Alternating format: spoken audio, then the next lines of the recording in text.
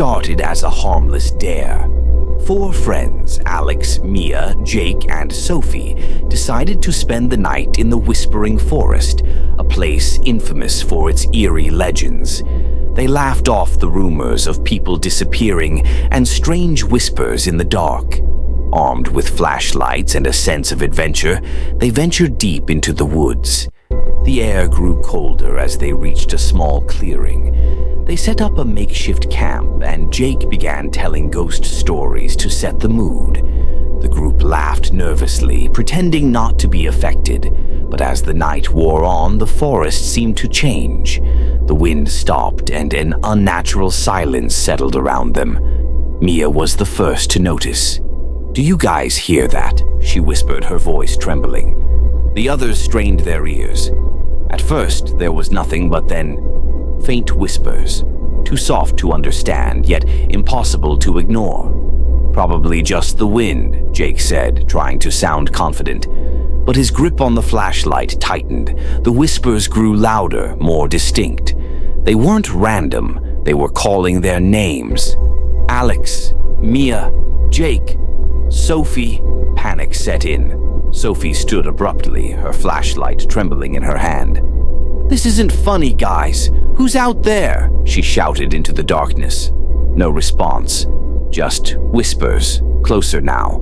Then Alex's flashlight flickered and died. "No, no, no, not now," he muttered, fumbling for his backup batteries. But before he could fix it, the light from Jake's and Sophie's flashlights also dimmed. "Stay together," Alex commanded, his voice shaking. But as they moved closer, Mia let out a blood-curdling scream. Her flashlight had caught something, a figure, barely visible, standing at the edge of the clearing.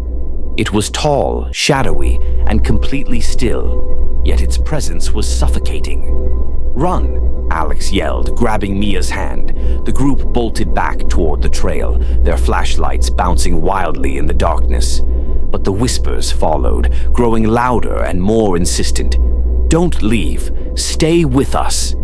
Their path twisted and turned, but the forest seemed endless. Sophie tripped and fell, scraping her knee. Jake stopped to help her, but as he reached out, Sophie's scream echoed through the forest. She was being dragged into the shadows by invisible hands.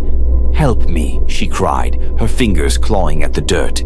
Jake grabbed her arms and pulled with all his strength, but she was ripped away into the darkness. Her screams faded, leaving the others paralyzed with fear. "We have to keep moving," Alex shouted, his voice breaking. As they ran, the whispers turned into a deafening chorus. Shadows darted between the trees, faster than their eyes could follow. Alex, Mia, and Jake burst out of the woods, gasping for air, collapsing on the ground as the first rays of dawn broke the horizon.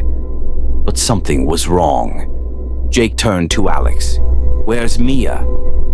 Alex's face went pale. He turned back toward the forest, now eerily silent and bathed in golden light. Mia was gone.